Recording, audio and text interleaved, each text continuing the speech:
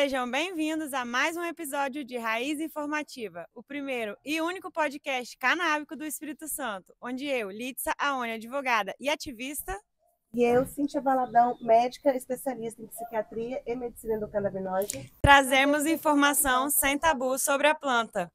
E hoje nós estamos aqui num episódio um pouquinho diferente, o Raiz Informativa Outdoor, primeira versão desse novo quadro. E nós estamos no município de Montanha, visitando a Associação AgroBuds, e hoje estamos com a entrevista do médico doutor Arthur Boldrini, o médico psiquiatra que atende aqui os associados da Associação AgroBuds. Muito bacana. Então, eu vou fazer algumas perguntas para ele e a gente vai conhecer um pouco melhor, um pouco mais dessa associação. Bora lá. Doutor, como que foi para você começar a trabalhar com essa temática? Você já trabalhava com isso ou foi algo que foi acontecendo depois pela associação ou foi algo que você já fazia antes? Foi acontecendo. Eu me formei em psiquiatria coisa de 10 anos atrás no Rio de Janeiro, fiquei muito tempo lá trabalhando. Lá eu cheguei a ter um contato com canabinoides através de uma clínica geriátrica para pacientes com Alzheimer, né? Só que o produto era importado e era tão caro, mas tão caro que a gente não conseguia, mesmo com famílias abastadas, né? Não gosto dessa palavra, mas enfim, titular as doses para chegar no nível terapêutico. Então eram tentativas frustras por causa do valor da medicação. Enfim, então o insucesso que a gente tinha lá com nossos pacientes eram, na verdade, uma questão de valores, né? De condição financeira, de doses, falta de recursos, não do produto em si. Então, minha primeira impressão ficou uma coisa meio frustra, como se não funcionasse adequadamente ou não funcionasse da forma que a molécula se propõe, né? E aí, já em Montanha, aqui tem uma deficiência muito grande de profissionais da área, né, psi. Eu acabei atendendo muito crianças e aí, consequentemente, com o aumento, né, de crianças com espectro autista, fui tendo mais contato, me aprofundando e tudo mais. Então, eu tive o contato maior com os canabinoides, né? E com os pacientes que necessitavam e com os tratamentos de sucesso, enfim. E aí que realmente virou uma carta na manga, né? Vamos dizer assim, virou uma solução para os problemas. Mais uma ferramenta, né, para o médico trabalhar com essas terapias que essas crianças precisam tanto, né? Excelente. Eu estava comentando mais cedo que as medicações, muitas vezes, quando a gente tenta as medicações tradicionais nos pacientes e não tem resposta, é uma coisa meio que quase que certa, obviamente a gente não pode afirmar com certeza, que ele vai responder bem ao canabinoide. Você tenta outras vias, né, com outras medicações, aí a via canabinoide ali, ela responde a medicação. Eu vejo também muito essa mudança de abordagem, né? Que a gente sabe que, até a Cíntia fala isso também, que no início a cannabis era como se fosse um último recurso. Eu vou tentar outras coisas e depois... Eu ia puxar o microfone para falar exatamente isso. Toma. Não, pode continuar. Não. É que ela fala exatamente isso, né? Que ela começou fazendo a cannabis como o último recurso terapêutico e aí agora ela já usa isso como primeiro recurso, porque tem menos efeito colateral, apresenta melhores respostas, né? Fala um pouquinho pra gente sobre isso. Com a questão aqui da AgroBuds, né, da associação, facilitou muito pela questão da acessibilidade. Para mim, eu deixava também como último recurso. Por quê? É uma medicação cara. Mesmo uma família de alto poder aquisitivo, você tirar ali 2, 3 mil reais, dependendo da dose, né, por mês para uma medicação, é uma coisa pesada, é uma coisa que faz falta. Eu atendo muito na região aqui, em vários municípios da rede pública. Eu gosto desse trabalho, eu gosto de atender e atendo muitas crianças.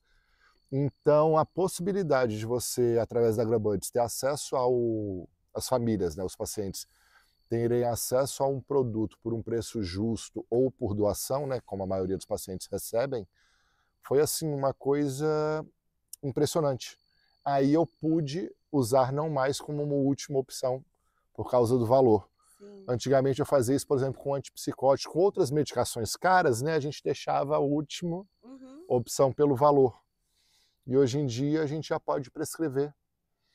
E as famílias têm um bom acesso, conseguem vir na cidade vizinha essa semana mesmo.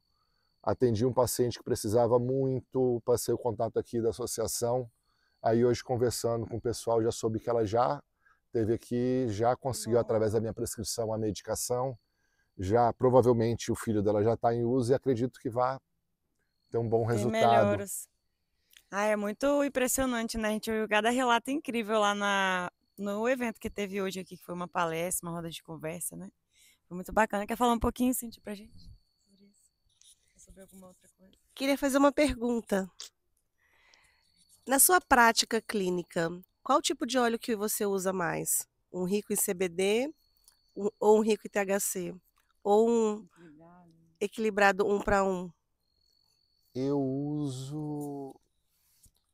Como a gente pega sistema nervoso central, né? Eu vou te ser sincero que eu uso mais com THC. O misturado, né, o equilibrado e o puro. Porque quando chegam aqueles pacientes muito comprometidos, né, e etc, da parte central, a gente tem que ter ação ali, né? Então acaba optando pelo óleo com THC.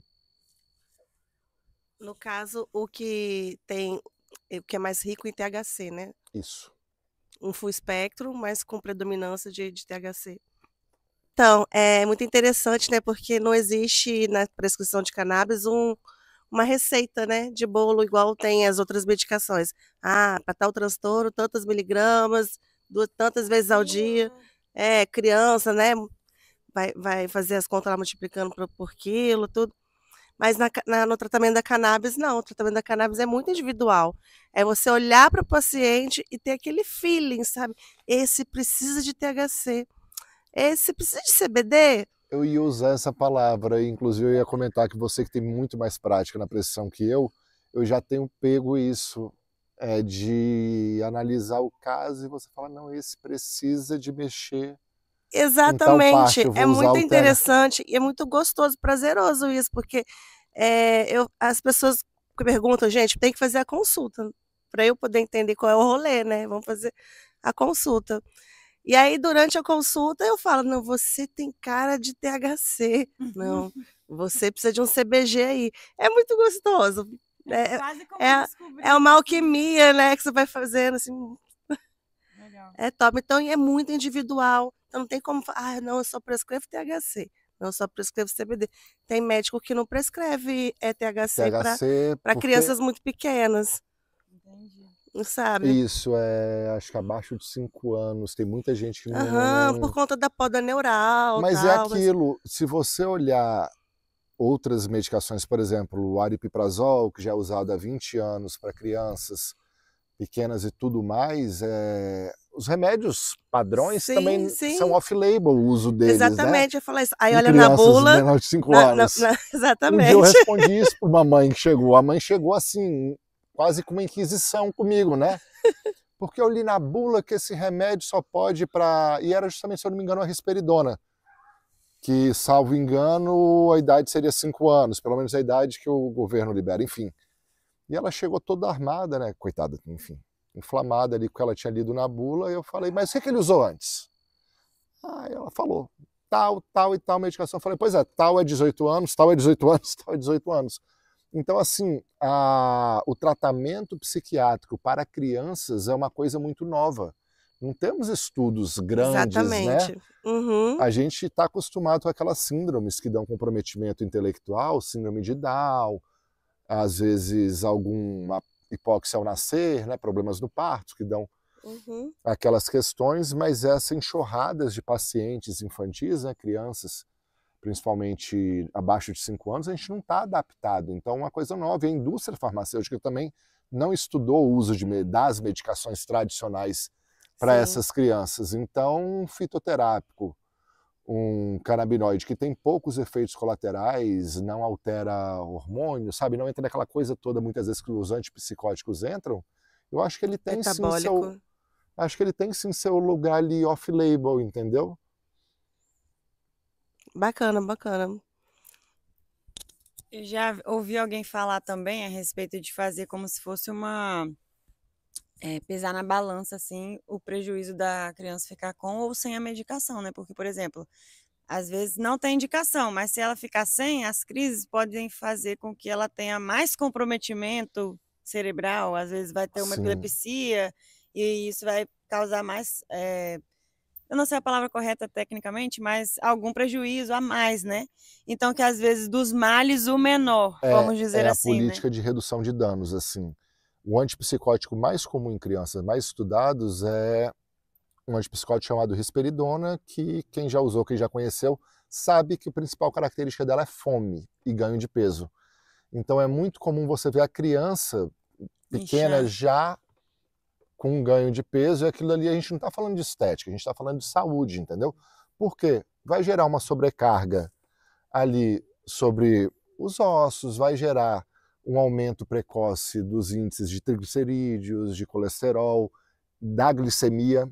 Aí a medicação, quando a gente tem que acompanhar, né, as taxas, e muitas vezes as crianças já apresentam a taxa elevada, mas visando, né, ali o risco e o benefício, a gente acaba liberando.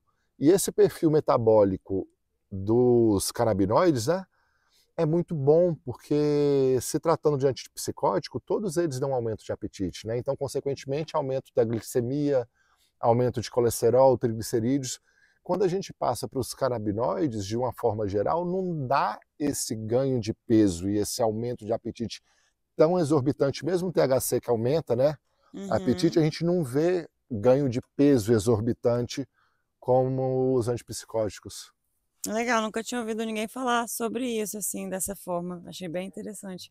Muito prático, né? Traz para a vida, assim, eu passo por isso. Não, eu passo por. Eu conheço alguém que passa por isso. Aí você já pode Uhum. caminhar esse episódio para essa pessoa. Bom, deixa eu pensar em outras perguntas aqui. A gente também sempre gosta de perguntar o que a gente está diante de uma regulamentação, né? Possivelmente acontecendo, e o que na sua visão, não pode faltar nessa regulamentação a respeito da cannabis. O que não pode faltar? O que é indispensável, assim, na sua visão? O que tem que ter nessa regulamentação? Proteger as associações, proteger a pesquisa, porque a gente está falando de acesso também não é só o óleo, né, em si próprio. Tem outras coisas que a gente Eu precisa acho que tem que também. proteger, eu acho que tem que cair, na verdade, o preconceito. A gente que lida na área da psiquiatria, a gente já sofre com preconceito há muito tempo. Psiquiatra é maluco, psiquiatra é o pior aluno da turma, psiquiatria é coisa de maluco, as pessoas não frequentarem, e isso veio caindo aos poucos. Tem ainda muito preconceito, mas tem caído. E graças a Deus o mesmo tem acontecido com o uso dos canabinoides.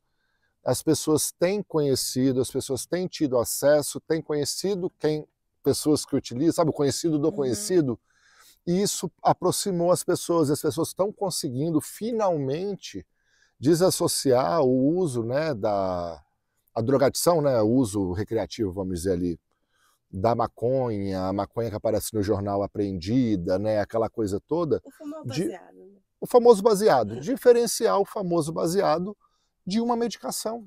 É o que a gente estava falando hoje mais cedo. A maioria das medicações hoje do mercado são derivadas de uma planta, entendeu? Não vieram do nada. uhum. Algumas criadas em laboratórios aprimoradas, mas a grande maioria Uhum.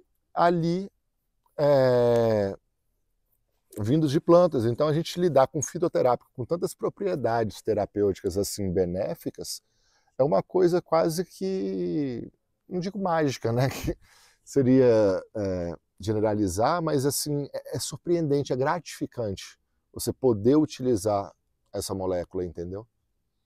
É apaixonante. É apaixonante. Sim. É uma planta apaixonante mesmo. Cada vez que a gente vai estudando, ela traz novas possibilidades e mais coisas, Vocês igual. estudam provavelmente mais que eu, mas eu vi uma super interessante esses dias que a lipase, uma das enzimas que ajuda a não formação de gordura e etc, quebra, né, de gordura e etc, já tem estudos dos canabinoides para ajudar no processo de emagrecimento, no caso no processo de não formação do tecido adiposo. Quer falar do THCV?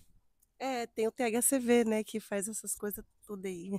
Ah, Mais um que bom. pouquinho. O THCV, ele diminui a resistência insulínica, ele é antioxidante, anti-inflamatório, né, diminui as taxas, colesterol, triglicerídeos, né, controla a glicose e diminui o apetite, Gente, que né? ótimo. Você vê, eu tô É o entrando, Ozempic eu da tô, É o maconha. Ozempic da maconha. eu tô entrando E eu, na eu, área há pouco tempo. Que legal saber Tem disso, e eu, legal muita e eu mesmo. prescrevo, sabe importância. para quem? Para os maconheiros, para cortarem a larica. Sério? Aham. Eu Caraca, tenho, pra equilibrar, eu né? tenho uns 3 pacientes maconheiros que eu passei THCV para cortar a larica, né? Gente, que interessante. E deu super certo. Eu tenho uma experiência com CBG. Eu tenho uma experiência. Tem que dividir o microfone. Eu tenho uma experiência com CBG recente também, que eu sou paciente já há mais de 6 anos, né? Que eu já faço uso de óleo e tal. Eu sou usuária também, né? Falo assim, para mim não há separação entre o meu uso recreativo e o meu uso medicinal. Para mim é tudo terapêutico, né? Eu Uhum. faço isso com uma certa consciência também, não exagero e tudo mais. E aí, quando eu comecei a fazer o uso do CBG, eu consegui aumentar minha frequência nos treinos, por exemplo. Porque tem gente que usa o THC para ir treinar. Eu já não consigo. Se eu usar o THC, eu fico muito desacelerada e eu não consigo acelerar meu corpo para fazer algum exercício. Mas aí a Aline, a doutora Aline, dentista, que trabalha com canabinoides também, ela falou para mim, a gente ganhou, né, da outra associação, um pouquinho do óleo de CBG, aí ela falou, amiga, toma umas 6 gotinhas antes de treinar. Aí eu tomei e, nossa, eu fiz um cardio assim de 40 minutos que eu nem vi que passou e suei. Eu não tenho costume de suar, mesmo fazendo exercício, porque o meu, não sei, meu corpo ele demora a responder, vamos dizer assim, através do suor. Eu não sou uma pessoa que sua muito. Então isso também atrapalha você acelerar queimar o metabolismo, né? Quando você quer queimar o metabolismo, não, no caso, queimar gordura, É. porque se você queimar o seu metabolismo fica meio complicado. Mas assim, eu senti uma coisa corporal assim muito forte que eu consegui ter um ganho no meu bem-estar. Porque eu tava com. Eu sou, por exemplo, eu sou uma pessoa que eu sou falsa magra. Aí você olha, parece um biotipo que tá saudável, mas eu tava com 38% de gordura corporal, que é É. bastante. E aí, o ideal, assim, para a minha altura e tal, seria em torno de uns 25, 28, né, por aí.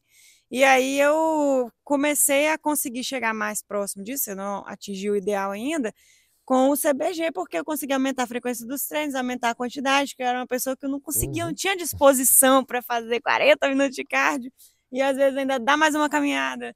E aí foi muito legal, assim, essa questão do CBG foi algo que me surpreendeu nesse sentido de... Eu achei interessante quando você falou tudo é terapêutico, né? Não entrando no mérito de legalizações, mas entrando na questão do terapêutico. Montanha é uma cidade de 20 mil habitantes, né? Tem mais preconceitos, a gente sabe, é um tabu a questão do uso recreativo, chama assim? Eu falo uso adulto, Uso porque eu acho adulto, que recreativo, ele traz uma coisa muito de recrear, infantil, de isso. criança, e eu não gosto dessa palavra. Uso adulto, O uso uso fumado, social né? também, né? Da planta. Quando eu morei no Rio, eu morei lá por 10 anos, e lá é uma coisa muito mais tranquila, muito mais difundida, muito mais comum. É impressionante o número de pacientes que não se adaptavam aos remédios de dormir, ou por darem efeitos colaterais de ganho de peso, ou por dar ressaca no dia seguinte, etc. Muitos pacientes faziam uso terapêutico ali, eu não digo nem social, era terapêutico para dormir. Diariamente era um cigarro e falava ali, a quantidade ali que eu Pra necessito dor também, né? para dormir. Tem uma galera pra Para dor também que dor, faz isso. para dor, para dor, para dor. É que dor eu lido menos, né, na minha prática clínica. Sim, é Mas verdade. quando eu trabalho com cuidados paliativos, a gente vê esses pacientes oncológicos, até aqui da associação consegui um THC para fornecer paciente com osteosarcoma, que isso, imagina a dor, aquilo abriu, ele está com a ferida aberta, o câncer abriu assim, né? Então, o que melhorou de qualidade de vida, entendeu? Dele conseguir ainda se alimentar, de dar um auxílio na dor, não que ali o óleo fez tudo, né? Ele continua com as medicações dele, mas assim, a qualidade de vida dele melhorou nitidamente, entendeu? Então eu acho que é uma coisa que a gente tem que assegurar, o direito de ter o direito de usar, o direito de poder ter aquilo. Porque se a indústria farmacêutica, não vou citar nomes de laboratório, mas N laboratórios que passam lá no meu consultório fazendo propaganda, é baratinho, quanto? Aí você vai ver, R$ 500 a concentração lá embaixo, né? Você vai pedir o mais concentrado de R$ 1.000, isso não é baratinho, nem o de 500, nem o de 1.000, entendeu? Se eles podem, se a Anvisa permite, né, ser vendido, ser uma coisa lícita ali no balcão da farmácia, por que não? Cooperativa, sabe? Por que não associações produzirem? Qual a não tem lógica, ali, né, para entendeu? negar. Não tem lógica, a não ser a pressão da indústria farmacêutica, Exato. né? Várias coisas não têm lógica aí. Várias coisas não têm lógica aí, né? A matemática não bate. Pois é, e eu ouço muito esse relato que você falou. Muitas pessoas com dor também fazem isso, né? Que fazem uso terapêutico, que algumas pessoas acham que é recreativo, mas no fundo a pessoa está buscando um alívio, né? De alguma A dor, questão. eu tenho uma tia que inclusive a família julgava, né? E etc., quando souberam que ela fazia uso adulto, mas ela falava que ela já fazia porque queria mesmo fazer, mas ela intensificou, ela passou a fazer um uso regular porque ela teve uma queda do segundo andar, fraturou um pedaço de uma vértebra e quebrou um pé inteiro, assim, vários pedaços. Então ela tem fios no pé e parafusos e tudo mais. Então ela tem essa questão de dores, né? Dores crônicas. Então ela usa aquilo ali, é o suporte dela e ela fica bem com aquilo.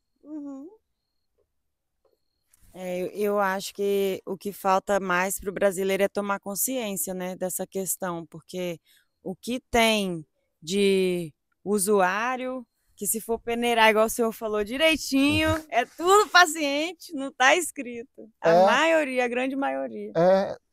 Em todo vício a gente vê algo por detrás, né? O uso do álcool, por exemplo, muitas vezes é para mascarar uma ansiedade, você deve ter pego muito disso também, né? Então a gente vê...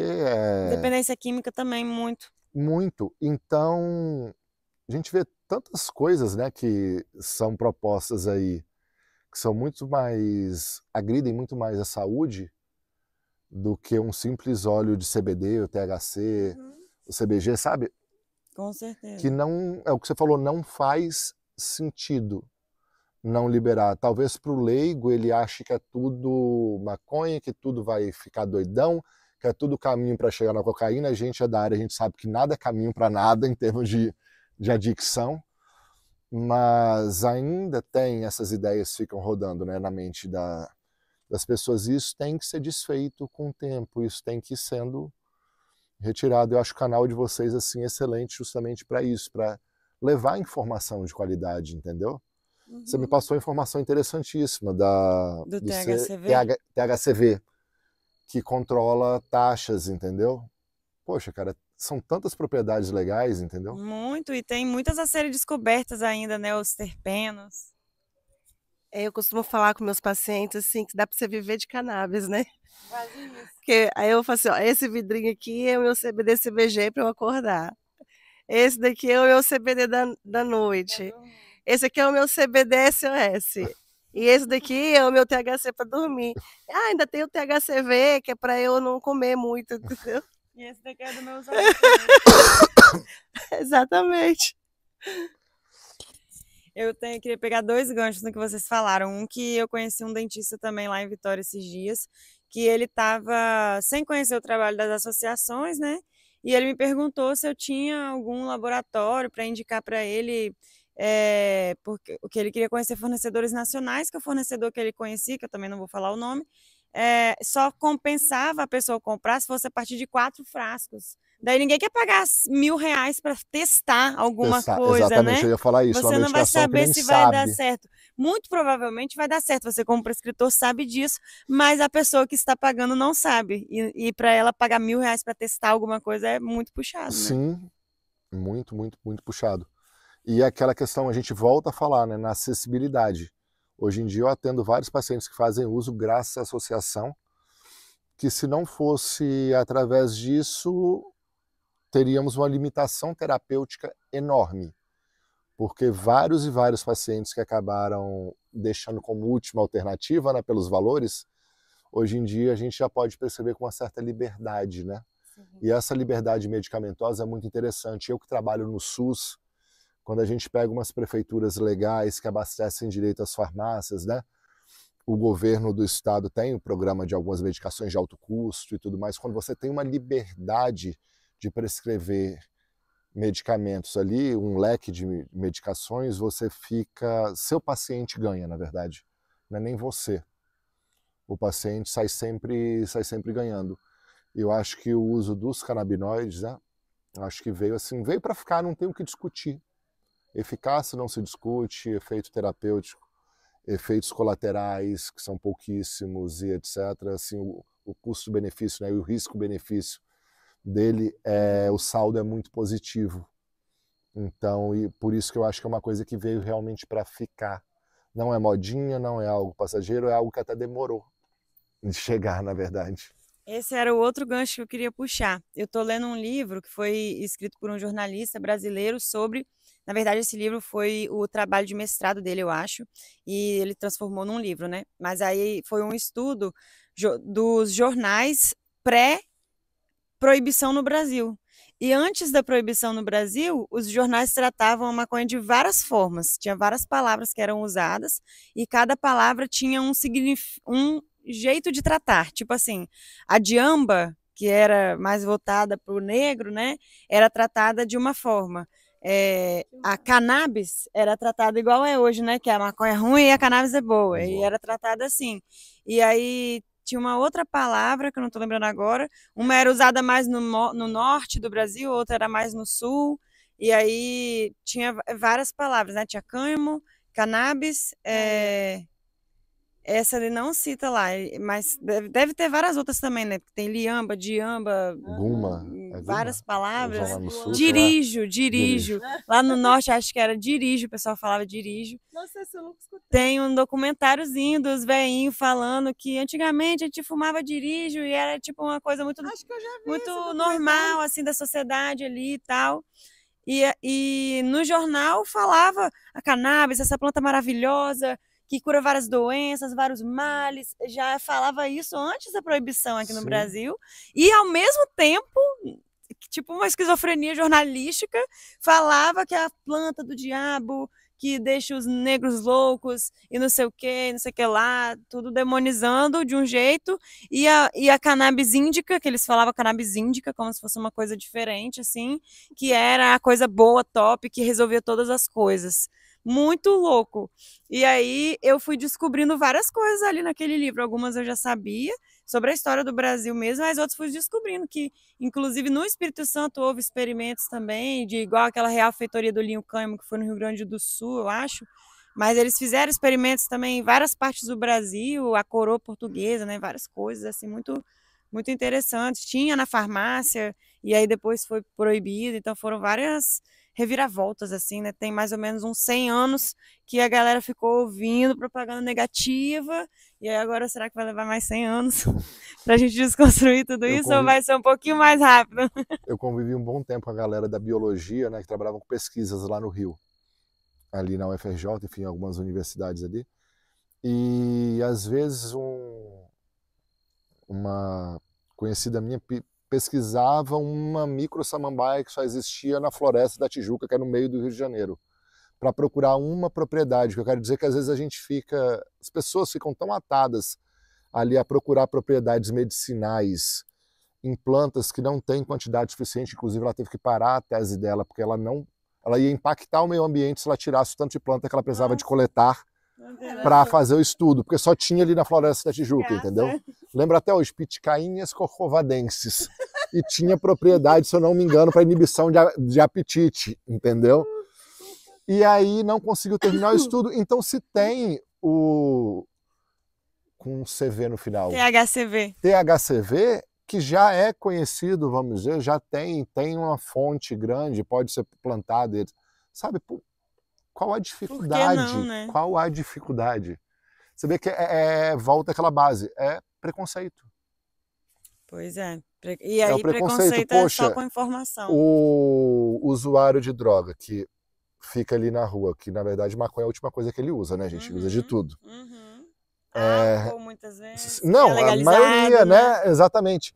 E aí você olha para aquela pessoa, o que as pessoas... Ele usa maconha quando ele fala assim, caramba, tem que sair dessas merdas, essas drogas. Aí ele vai lá e usa Pra maconha. ficar de boa. Pra ficar de boa. Exatamente, porque a maconha ela é a porta de saída, né? Não é de entrada, como todo mundo pensa. É, porque até pouco tempo isso tem caído, graças a Deus, mas assim, eles associam muito, vamos dizer, o usuário de droga, poxa, mas meu filho, uma criança, eu vou dar para ele a mesma coisa que aquela pessoa em situação de rua tá usando, porque se for perguntar uma pessoa antiga, tudo para ele, droga se resume em maconha, entendeu? Você fala para ele, às vezes, um usuário de crack, de metanfetamina, de droga sintética, qualquer coisa, ele vê alguém alterado, ele vai chamar de maconheiro, é o termo que as pessoas antigas usam aqui no interior. Então, assim, é muito pejorativo. Tem ainda um estigma enorme ali em cima, mas contra fatos não há argumentos, né? Que é usar essa máxima, porque realmente foi o que aconteceu aqui. E eu vim, né, conhecer aqui a associação, na verdade, através dos pacientes. Eu tive um paciente muito grave que chegou assim muito bem, espantosamente, né, me gerou aquele espanto. E aí eu soube que a família não tinha condições, aí eu perguntei como, né, assim.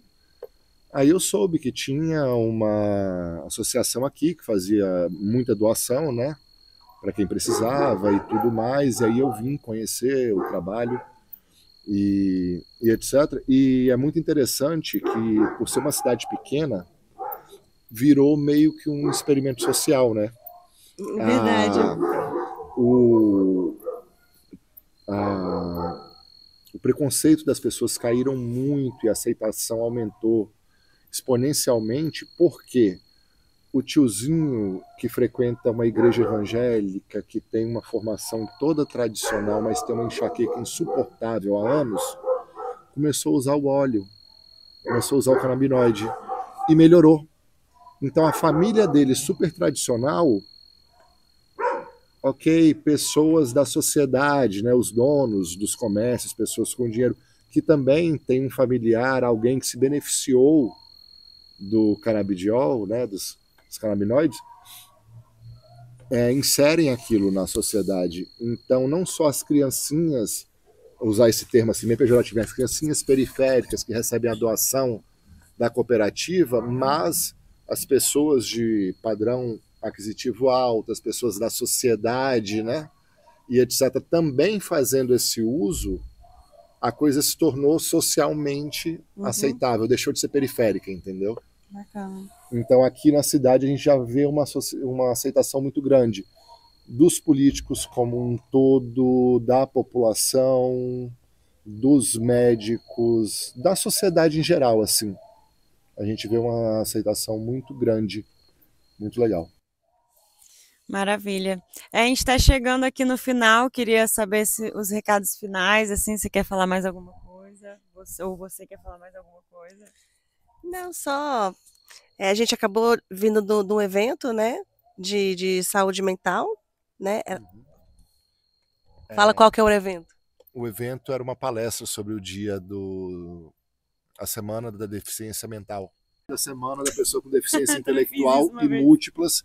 E aí a gente aproveitou o gancho e colocou a palestra sobre a importância da medicação nesses casos. Lembrando sempre que não é só medicação, né? Tem terapias envolvidas, mas assim, a medicação tem sim seu lugar. E os canabinoides ganharam um espaço enorme assim. Não, e aí é bacana que, caramba, deu umas 80 pessoas, né? Numa quinta-feira à noite, umas 80 pessoas. E não era só mães atípicas, não, tinham pais também. Uns 3 só, mas tinha. Não, e assim, o evento da cidade, a prefeita estava lá, né, que eu vi, vereador, uma outra pessoa que você... E pessoas que lidam com saúde mental, né, da PAI. Diretor da PAI estava lá também, né? Foi organizado pela PAI, né, o evento, eu acho. Então, você vê realmente a sociedade aceitando. Você vê que tinha uma amostra da sociedade por inteira ali, né? Sim, foi bem legal mesmo. Tava só concordando que foi bem massa o evento. E é isso, queria saber se você tem mais algumas considerações para trazer para Eu queria gente. deixar um testemunho rapidinho como profissional de saúde, que eu sempre achei que conhecia e que sabia o que era o CBD, o THC e onde se colocava e etc.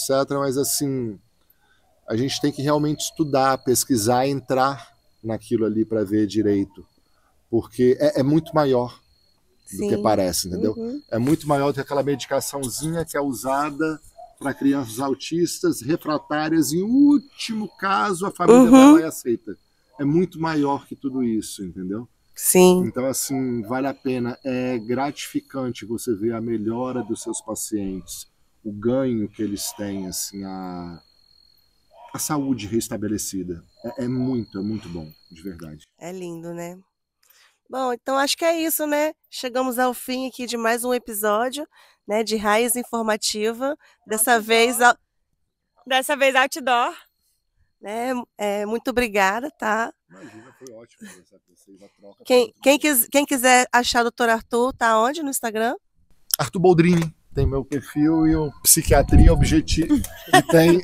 E tem o Psiquiatria Underline Objetiva, que é uma página que eu criei justamente para desmistificar os tabus que sempre rodeiam a psiquiatria. Não era nem para chamar cliente. Sim. Você vê, meu objetivo nunca foi aquele. Você entra lá o conteúdo, você vai ver que é todo para realmente quebrar tabus, quebrar paradigmas e Legal, bacana.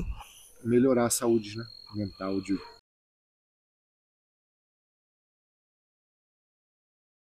todo mundo está prejudicado.